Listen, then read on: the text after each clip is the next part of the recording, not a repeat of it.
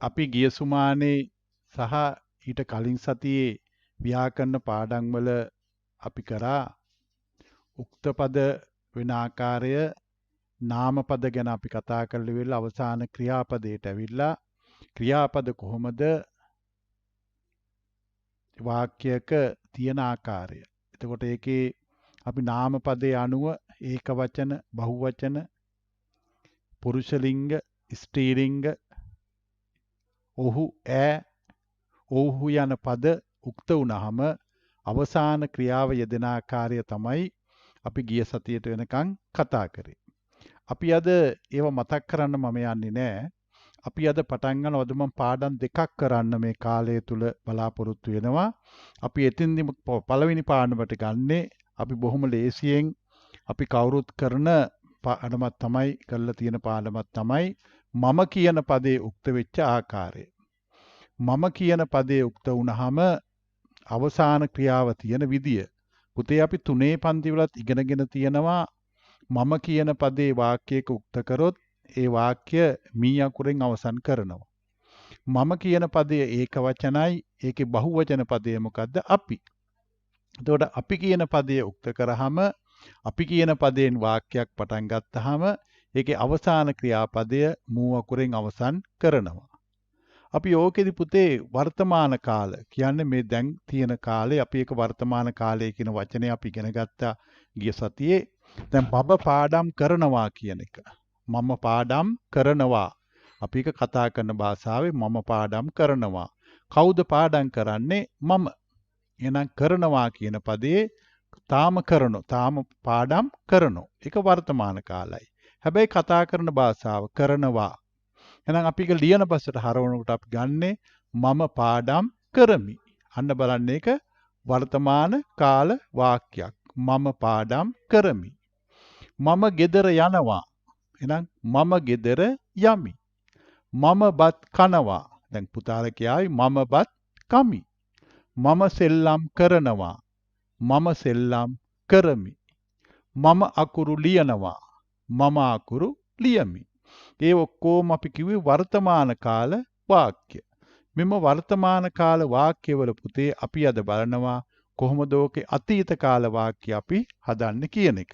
මේ බලන්න මෙතන මම පාඩම් කරමි. මම පාඩම් කරමි. මේක වර්තමාන කාලයි. එහෙනම් මේක අපි අතීත කාලයට හරවනවා. ඒ කියන්නේ පාඩම් කරලා ඉවරයි. එහෙනම් අපි ඒක කරන්නේ මොකද්ද? මම කියන එකම තමයි වෙනස් වෙන්නේ. මම පාඩම් කරලා දැන් ඉවරයි. එහෙනම් අපි කරන්නේ කොහොමද ඒක? කළෙමි. මම පාඩම් කළෙමි. දැන් බලන්න. මම බත් කමි. මම බත් කමි. කමි. දැන් කරන දෙයක් වර්තමාන කාලයි. අපි ඔක අතීත කාලයට හරවන්නේ මම බත් කෑවෙමි. මම බත් කෑවෙමි. අන්න අතීත කාලයි. මම බත් කෑවෙමි. එහෙනම් මම වැඩ කරමි. මම පාඩම් කරමි. මම පාඩම් කළෙමි. මම බත් කමි. මම බත් කෑවෙමි. මම අකුරු ලියමි. මම අකුරු ලියමි. මම අකුරු ලියමි. මම අකුරු ලියමි. එහෙනම් මම අකුරු ලියමි නම් ලියලා ඉවරයි. මොකද්ද අපි කියන්නේ? මම අකුරු ලිව්වෙමි. එතකොට වර්තමාන කාල වෙන ඕනම වාක්‍යයක් පුතාලට දැන් පුළුවන් මේක අතීත කාලෙට හරවන්න. දැන් එතකොට පුතේ අපි මේක කෙටියෙන්ම කතා කරෝතින් මම ගෙදර යමි. මම ගෙදර යමි. දැන් යනවනේ. මම ගෙදර යමි. එහෙනම් ඒක අපි අතීත කාලයට හරවන කොහොමද? මම ගෙදර ගියෙමි. දැන් මම ගෙදර යමි. දැන් යනවනේ. එහෙනම් අතීත කාලයි මම ගෙදර ගියෙමි. මම ගෙදර ගියෙමි. දැන් පුතේ බලන්න මෙතන වාක්‍ය 3යිනේ. දැන් මේ වාක්‍ය 3න් පුතාට තේරෙනවා මම පාඩම් කරමි. වර්තමාන කාලයි. අපි ඒක අතීත කාලයට හරවනවා මම පාඩම් කළෙමි. මම බත් කමි. දැන් කනවා අතීත කාලයට හැරෙව්වා මම බත් කෑවෙමි. මම ගෙදර යමි. එහෙනම් තාම යනවා මම ගෙදර යමි. කවුද යන්නේ? මම. ඒ නිසා අපි මේ යන්නෙන් අවසන් කරා. ඒකේ අතීත කාල පදය මම ගෙදර ගියේ මි. ඉතින් ওই විදියට පුතේ ඕනම වර්තමාන කාල වාක්‍යයක් අපි දන්නෝ මම කියලා පටන් ගත්තොත් ඒක මී අකුරෙන් අපි මේ විදියට අවසන් කරනවා. ඒ වගේ මේක අතීත කාලයට හරවන කොටත් මොකද අපි කරන්නේ? මී අකුරෙන් අපි මේ වාක්‍ය අපි ක්‍රියාපදය හදාගන්න ඕන. ඒතර පුතාලා මතක තියාගන්න මම කියන්නේ ඒක වචන පදේ. තමා ගැන කියවන්න. තමා ගැන කියවෙන්නේ වචන දෙකයි. නම් පද දෙකයි. මොකද්ද? මම අපි. ඒතර මම කියන්නේ ඒක වචන පදේ. මම කියන පදේ උක්ත කරෝතින් අවසන් කරන්නේ මී අකුරේ. පැහැදිලි? දැන් අපි ඊළඟට යනවා පුතේ මේකේ බහුවචන පදේ. මොකද්ද? මම කියන එකේ බහුවචන පදේ අපි. මම කියන එකේ බහුවචන පදේ අපි. එහෙනම් අපි කියන එක පුතේ බහුවචනයි. අපි 3 පන්තියේදී අපි ඉගෙනගෙන තියෙනවා අපි කියන පදෙන් යම් වාක්‍යයක් පටන් ගත්තොත් අපි මූ අකුරෙන් අවසන් කරන්න ඕන. අපි සෙල්ලම් කරනවා. අන්න වර්තමාන කාලයි. දැන් මේ වෙලාවේ සෙල්ලම් කරනවා. ඒක කතා කරන භාෂාවෙන් තියෙන්නේ. අපි සෙල්ලම් කරනවා. අපි ඒක ලියන බසට හරවනකොට ක්‍රියාපදේ කරනවා කියන ක්‍රියාපදේ විතරයි වෙනස් වෙන්නේ. අපි කියනවා අපි සෙල්ලම් කරමු. අපි සෙල්ලම් කරමු. අපි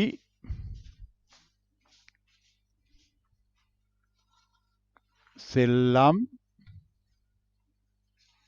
කරමු. අපි සෙල්ලම් කරමු. අපි සෙල්ලම් කරමු. දැන් වර්තමාන කාලය. දැන් පුතාලා කියන බෑ මේක අපි අතීත කාලයට හරවමු. කරලා ඉවරයි. එහෙනම් ඒත් අපි සෙල්ලම් කළෙමු. අපි සෙල්ලම් කළෙමු. අපි සෙල්ලම් කළෙමු.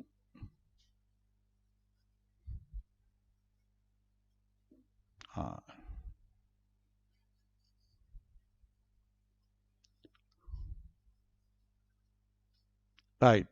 අපි බත් කනවා කියලා මං කියන පුතේ. අපි බත් කනවා. එතකොට අපි බත් කනවා කියන එක වර්තමාන කාල පදේ තමයි අපි බත් කමු. අපි බත් කමු. ඒක අපි අතීත කාලයට හරවනකොට කියන්නේ අපි බත් කෑවෙමු. අපි බත් කෑවෙමු. අපි බත් කෑවෙමු. අපි ගමට යනවා. අපි ගමට යනවා. පුතාලා කියන බෑන අපි ගමට යනවා කොහොමද වර්තමාන කාල පදේ? වර්තමාන කාල වාක්‍ය. අපි ගමට යමු. අපි ගමට යමු. අපි ගමට යමු. එහෙනම් ඒක අපි ලියනවා අතීත කාලයට හරවන්න. එහෙනම් ගිහිල්ලා ඉවරයි. කවුද යන්නේ? අපි. එහෙනම් මූ අකුරෙන් අවසන් කරනවා. අපි ගමට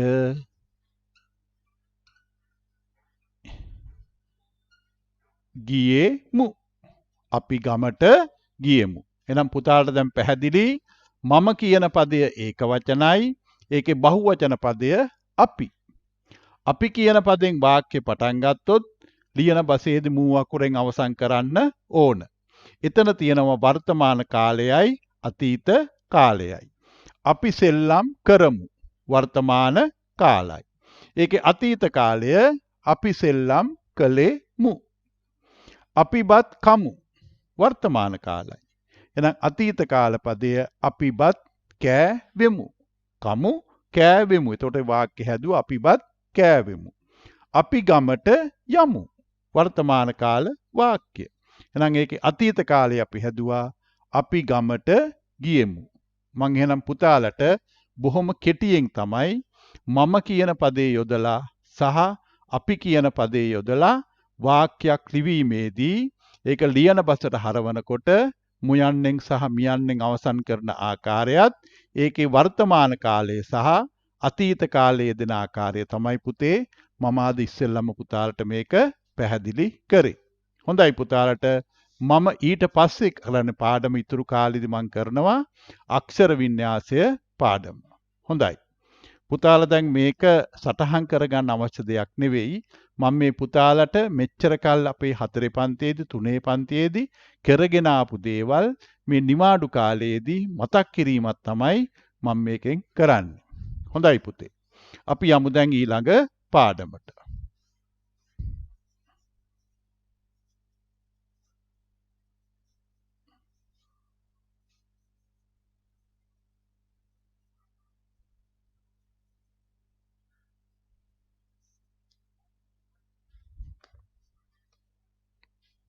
අක්ෂර වින්‍යාසය.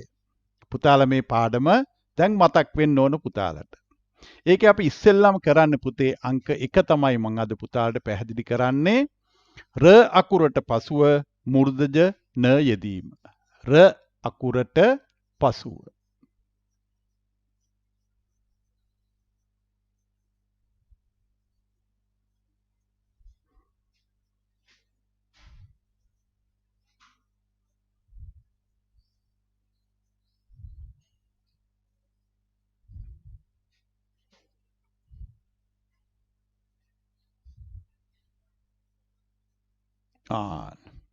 දැන් පුතේ පළවෙනි දේ තමයි උගන්වන්නේ යම්කිසි වචනයක් අපි ලියනකොට ඒ වචනේ පුතේ රයන්නට පස්සේ නයන්නක් යෙදෙනවා නම් ඒක බහුලවම යෙදෙන්නේ මුර්ධජ නයන්නක්.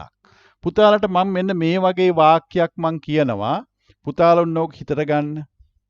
වාර විභාගය මේ මාස අවසානයේ පැවැත්වීමට තීරණය විය.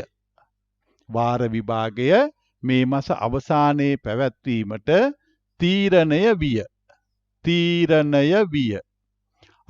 ඔන්න බලන්න පුතේ තීරණය කියන වචනය. දැන් බලන්න තීරණය කියන වචනය.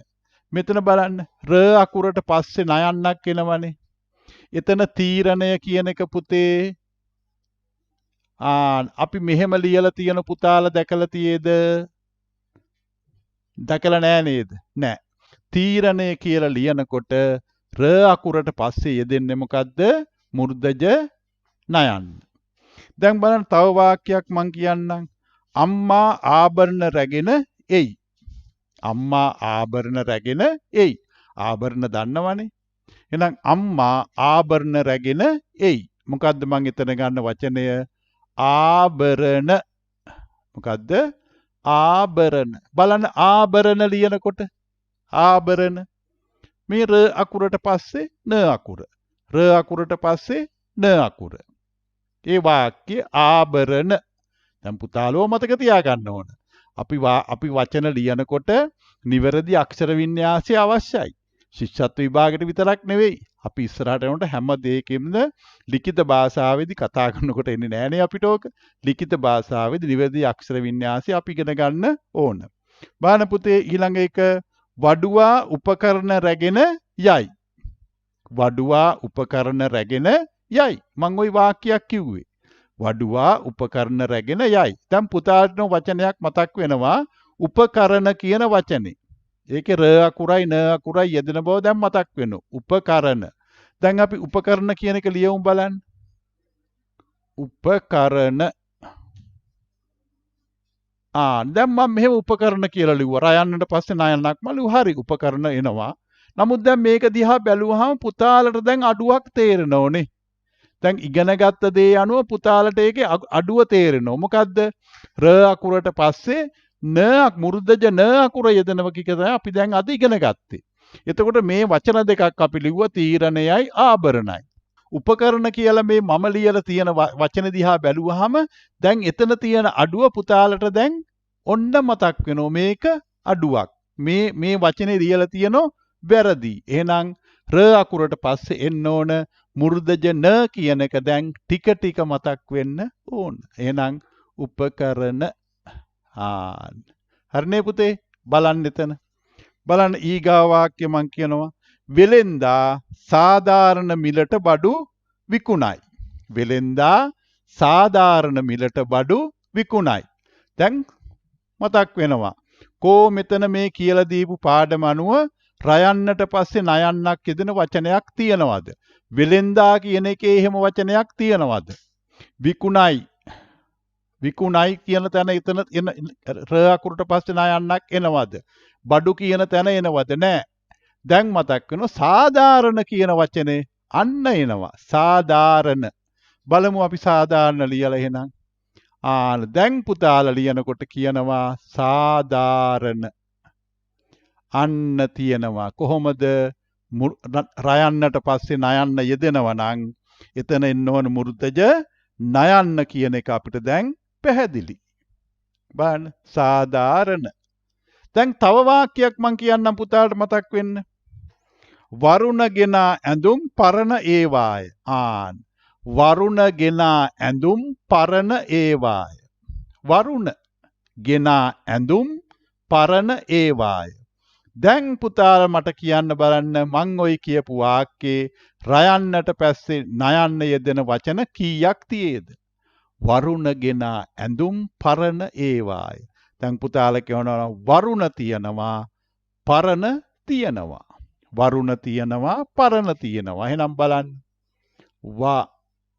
වරුණ ඊළඟට පරණ වරුණ පරණ ඊළඟට මම වාක්‍යයක් කියනවා අරුණ තරුණ අසරණ ළමයෙකි. අරුණ තරුණ අසරණ ළමයෙකි. දැන් මතක් වෙනවා අරුණ තරුණ අසරණ ළමයෙකි. අරුණ ඊළඟට තරුණ ඊළඟට අසරණ අසරණ අන්න අරුණ තරුණ අසරණ. දැන් පුතාට මතක් වෙනවා අපි ලිව්ව මාතෘකා මොකද්ද? අක්ෂර වින්‍යාසයේ යටතේ ර අකුරට පසුව මුරුදජන යම් වචනයක යෙදෙනවා නම් ඒ නයන්න බොහෝ විට මුරුදජ නයන්න වෙන්න ඕන. හරි පුතේ.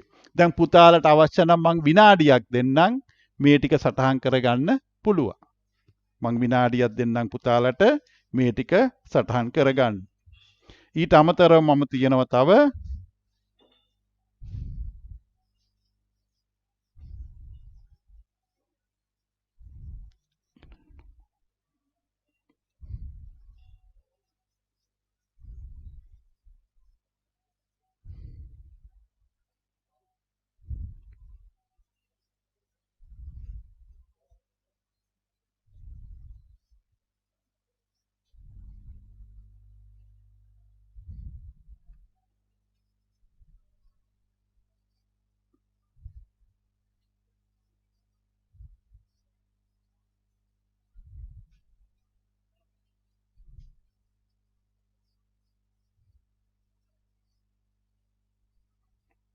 හරි පුතේ. ඔන්න බලන්න තීරණය ආභරණ උපකරණ සාධාරණ වරුණ පරණ අරුණ තරුණ අසරණ ඉරනම දෙරණ පිලිසරණ සම්පූර්ණ කාරණය.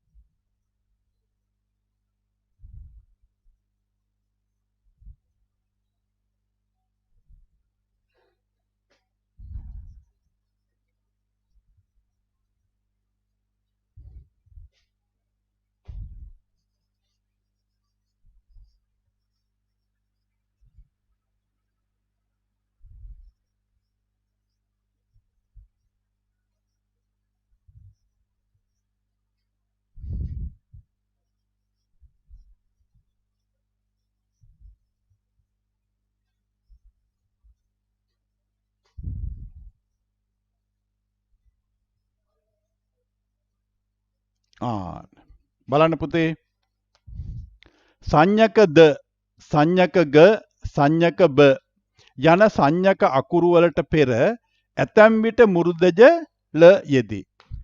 ඇතැම් විට කියන එක හොඳට මතක තියාගන්න ල යෙදී. සංඥක අකුරු සංඥක අකුරු ද ග බ කියන මේ සංඥක අකුරු වලට පෙර ඇතැම් විට මුරුදජ ල යෙදී. දැන් පුතාලා සාමාන්‍යයෙන් ওই භාවිතා වන වචන පොඩ්ඩක් මතක් කරන්න බලන්න. දැන් කියන තාත්තා කොළඹ ගියා. තාත්තා කොළඹ ගියා. තාත්තා කොළඹ ගියා.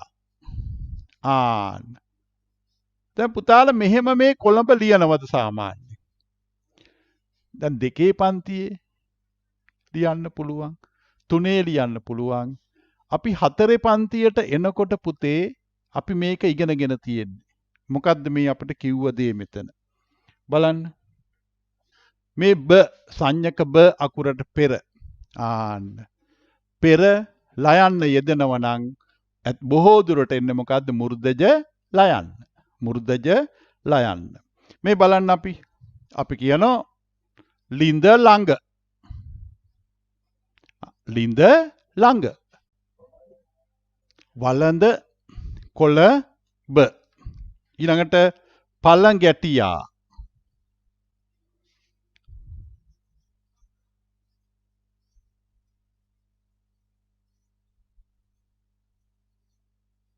දලඹුවා.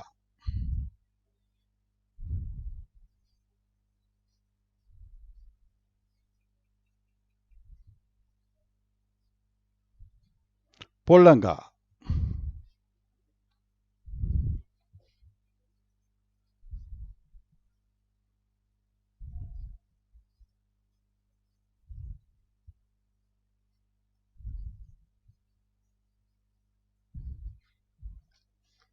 සුළඟිල්ල.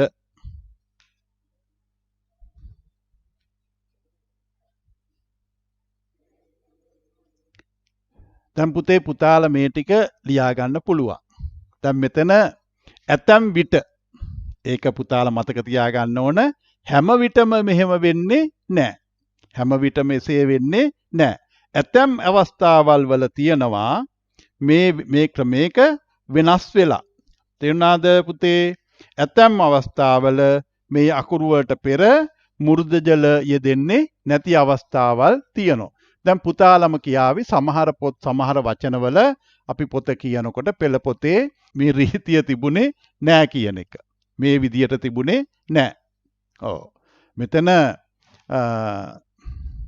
අපි යෙදෙන ආකාරය මේ විදියට යෙදෙන්නේ නෑ කියලා දෙන්න පුළුවන්. මේ විදියට යෙදුනේ නෑ කියලා. එහෙම නොයෙදෙන අවස්ථාවල් තියෙන්න පුළුවන් බොහෝ දුරට. අපි එහෙම වචන කීපයක් බලමු. දැන් පුතාලා මේ ටික ලියාගත්තද? පොඩ්ඩක් සටහන් කරගන්න බලන්න. මේ බලන්න මේක වැළඳෙනවා. රෝගයක් වැළඳෙනවා. ඊළඟට බලන්න පළඳිනවා.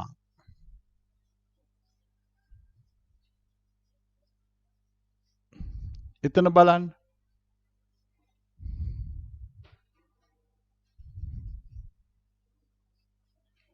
ලඳු.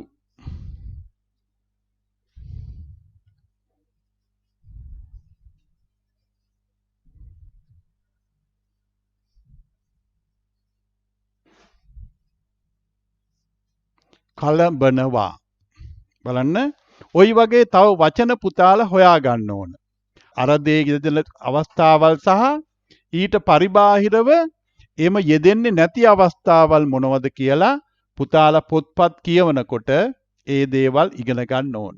පුතේ අපි මේ පෙන්වන්නේ පාරණේ නිතරම අමතක වෙන දේවල් අමතක වෙච්ච දේවල් මතක් කරන දේ පුතාලා ඉතුරු ටික පොත්පත් කියවනකොට මේව මතක් කරගෙන ඒ දේවල් අපි සොයාගෙන යන්න ඕන. අපි පුතාලට දෙන්න මේ මාර්ගයක් මම මේ පෙන්වන්නේ අපි මේව ඉගෙන ගන්න. දැන් අපි යමු පුතේ ඊළඟ අවස්ථාවට.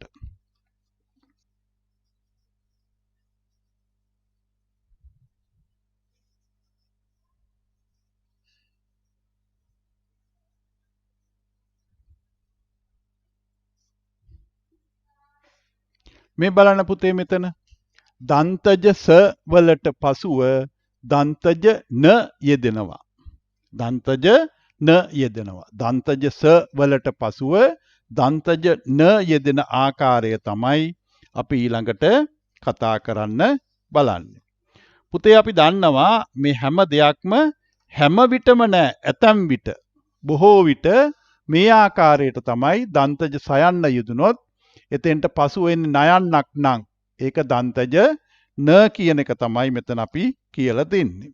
බලන්න අපි කියනවා අත්සන. පුතාලා දන්නවා අත්සන.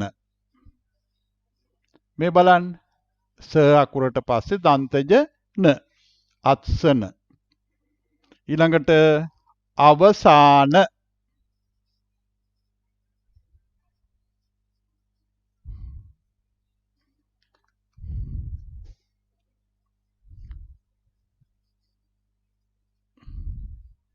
අසුන.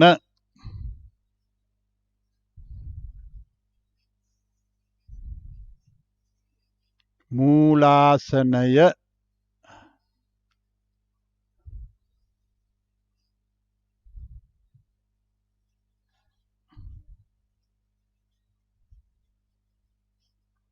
ආසන්න.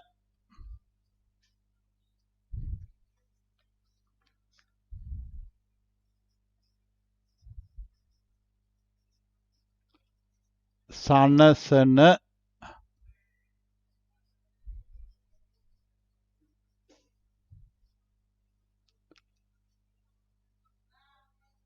අත්පොලසන්.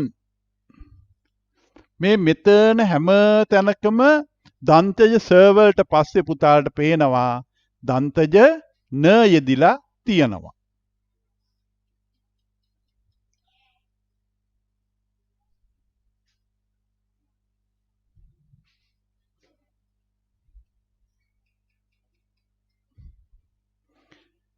ඒකත් පුතේ දන්තජ ස වලට පසුව දන්තජ න යෙදෙන අවස්ථාවල් තමයි මම ඊළඟට පුතාලට මේ පාඩමේදී පැහැදිලි කරලා දුන්නේ. තව මේ වගේ වචන දැන් පුතාලා පෙළ පොතේ වගේම තවත් පුතාලා බලන කතා පොත්වල ඒ තියෙන වචන තියෙනව නම් ඒවා එකතු කරලා ලියන්න අත්පොතක් විදියට පුතාලා හදා ගන්න ඕන පොතක්. එතකොට ඒ පොතේ මේ කියපු දේවල් වලට අමතරව මම දෙන වචන වලට අමතරව ඒ නිවැරදි වචන සොයලා පුතාලා මේක ලියලා පුතාලගේ ඒ වචන තව තවත් පෝෂණය කරගන්න ඕන, ඒ දැනුම වැඩි දියුණු කරගන්න ඕන. අපි යමු පුතේ දැන් කාල වේලාව අනුව තවත් ඒකට අපි ඉගෙන ගන්න ඕන. මොකද්ද එතන තියෙන්නේ? තාලුජ ෂ වලට පසුව දංචද න යෙදෙන ආකාරය. තාලුජ ෂ අකුර. පුතාලා දන්නවනේ අපි දැන් අර සාමාන්‍ය භාවිතයේ කතා කරන්නේ ගයනු ෂයන්න කියලා. අපි ඒකට කියන්නේ මොකද්ද? තාලුජ ෂ.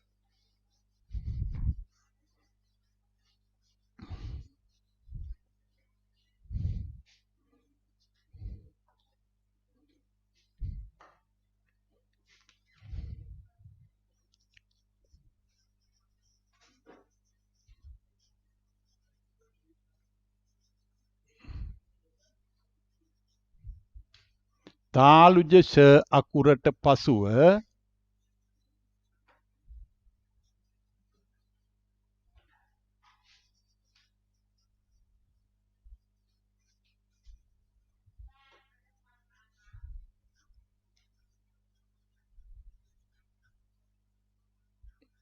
දන්තජ න යෙදීම.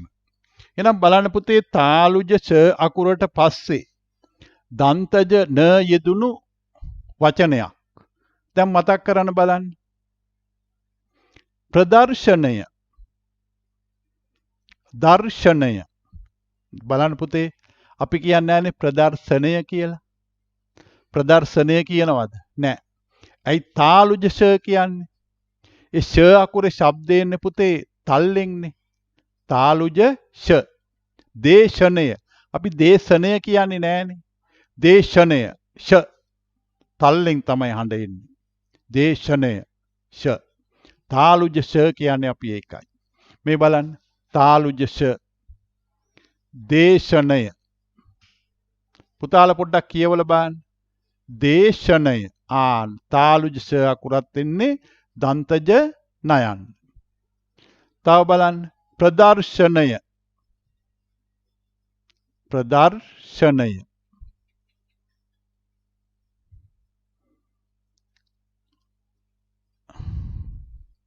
දර්ශනය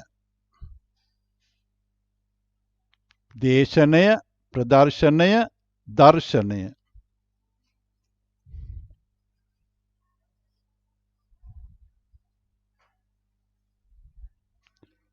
ප්‍රකාශන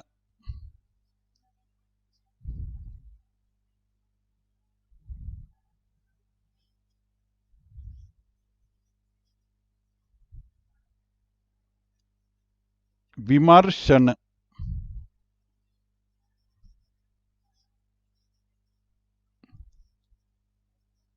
ප්‍රශ්නය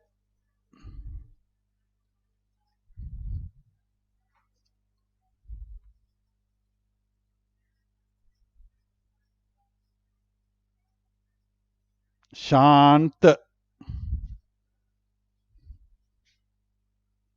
හරි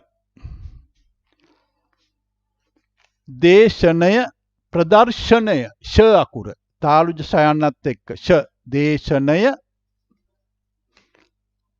ප්‍රදර්ශනය දර්ශනය ප්‍රකාශන විමර්ශන ප්‍රශ්නය ශාන්ත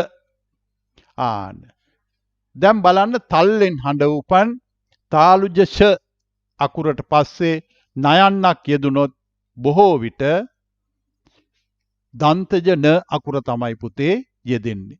දැන් පුතාලට මේ වචන ටික කියව ගත්තාම තවත් ඒ වගේ ලියනකොට අපි පුතාලා ලියනකොට එතෙන් පුතාලට මතක් පුතාලා ලියවෙනකොට තාලුජ සයන්න යෙදුනොත් නයන්නක් එනවා නම් ඒක මොකද්ද අපි දන්තජ න ලියන්නේ ඒක අපිට දැන් નિરાයසෙන්ම පුරුදු වෙන්න ඕන. පැහැදිලි පුතේ? දැන් පුතාලට මේවා පස්සේ උනත් ලියා ගන්න පුළුවන්. ඊළඟට අපි තව එකකට යමු. මුර්ධජ ශ අකුර.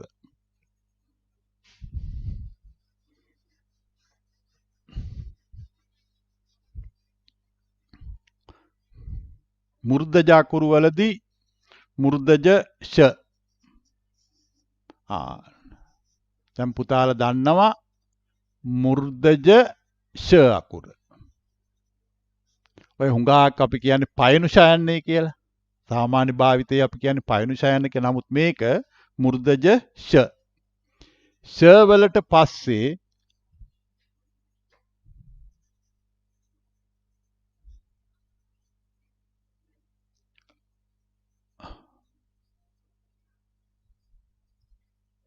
මුර්ධජ න යෙදේ. ඒක තමයි භාවිතා වෙන්නේ. මුර්ධජ ශ අකුරක් යෙදෙනවා නම් යම් වචනයක ඊට පස්සේ යෙදෙනවා නම් න අකුරක් ඒ න අකුර නිතරම මුර්ධජ න අකුර වෙන්න ඕන. දැන් බලන්න පුතේ අපි දන්නෝනේ පාෂාණ කියන එක. පාෂාණ මේ බලන්න උෂ්ණ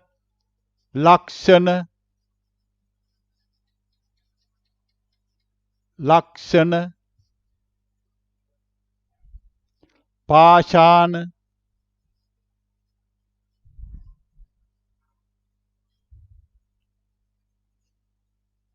පෝෂණය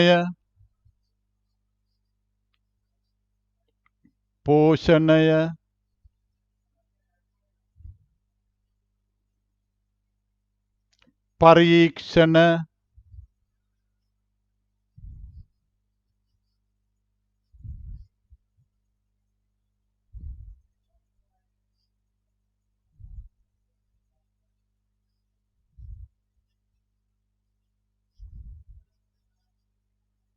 තාක්ෂණ මේ විදියට සමීක්ෂණ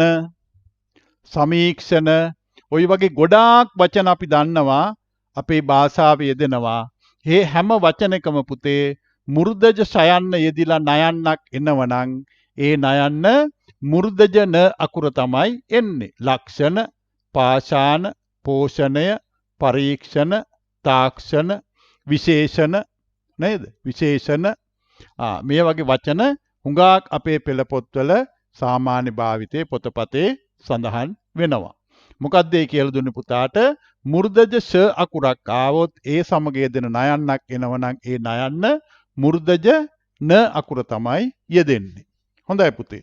අපි ඊළඟට යන් ඊළඟ අකුරට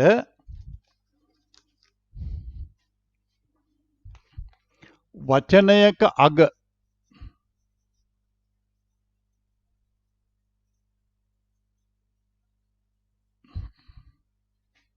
මුර්ධජ ල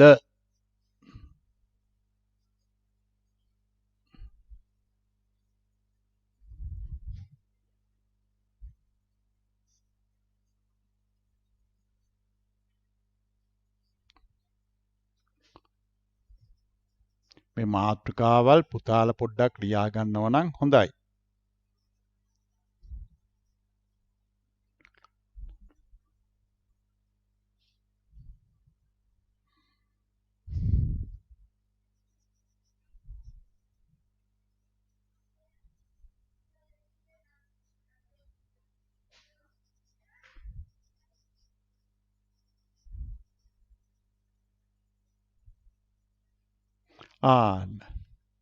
මේ බලන්න පුතේ. වචනයක අග මුර්ධජ ල අකුර හල්ව යෙදෙන්නේ නැහැ. දන්තජ ල අකුර තමයි හල්ව යෙදෙන්නේ. දන්තජ ල අකුර තමයි හල්ව යෙදෙන්නේ. දැන් බලන්න. පුතාලා දැන් අපි ගත්තොත් කිකිලි. කිකිලි. ඒ කිකිලි කියන එක එතන හල් වෙන්නේ නැහැ කොයිවත්. කිකිල් කියන්නේ නැහනේ අපි. කිකිලි. මේ බලන්න. ඒ වචන. දැන් කිකිලි. කිකිලි. එතන හල් කිරීමක් යෙදෙන්නේ නැහැ එතන. කිකිලි. ඊළඟට බලන්න කොළ. කොළ. ල අකුර හල් කිරීමක් යෙදෙන්නේ නැහැ. පැල. පැලෑටිය. පැල හල් කෙරෙන්නේ නැහැ. දෙමළ. මේ බලන්න පුතේ. දෙමළ හල් වෙනවද? නැහැ. පේලි. හල් වෙනවද? නැහැ. කිරුල. ඒවා හල් වෙන්නේ නැහැ. නමුත් පුතාලා දෙන්න බලන්න දැන් කිතුල් එතන මොකද්ද? අන්න දන්තජ ල අකුර හල් කරා. මල් හල් කරා. සල් හල් කරා. සල් දන්තජ ල අකුර තියෙනවා නම් එතන හල් කරනවා. මුර්ධජ ල අකුර තියෙනවා නම් එතන හල් වෙන්නේ නැහැ. ඒක තමයි කිව්වේ මුර්ධජ ල හල්ව නොයෙදෙන අතර දන්තජ ල හල්ව යෙදේ. කොතනද? වචනයක අග. වචනයක අග මුර්ධජ ල හල්ව නොයෙදෙන අතර දන්තජ ල තිබුණොත් එතන හල් වෙනවා. මේ වචන කිතුල්, සල්, මල් ඒ වගේ ඒවා. බලන්න එතකොට ගෙවල්.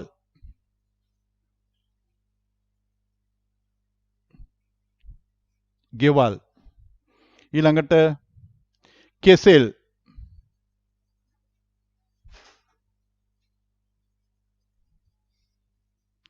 කෙසෙල්. පතල්.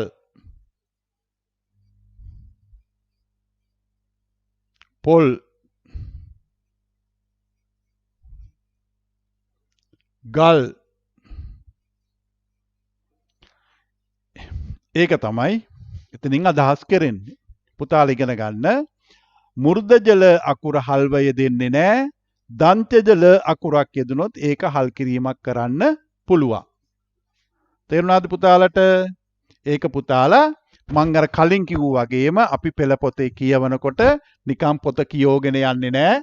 හැම වචනයකම අක්ෂර වින්‍යාසයේ යෙදෙන ආකාරය මේවට බලන්න ඕන. මේ දේවල් එක්ක සම්බන්ධතාවයක් තියෙනවද කියලා අපි ඒවයි අලුත් දේවල් ඉගෙන ගන්න ඕන. හොඳයි පුතේ.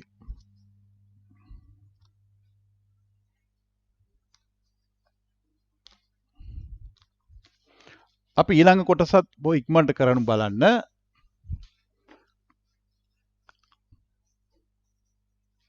මුර්ධජන මොකක්ද එතන කියන්නේ? මුර්ධජන හල්ව නොයේදී.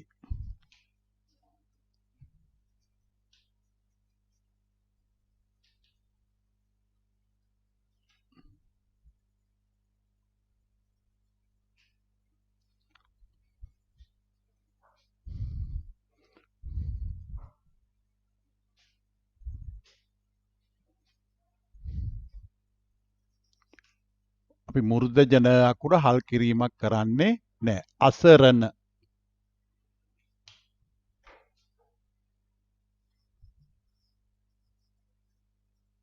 තන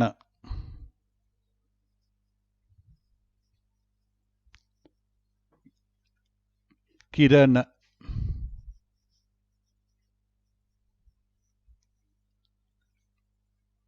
උපකරණ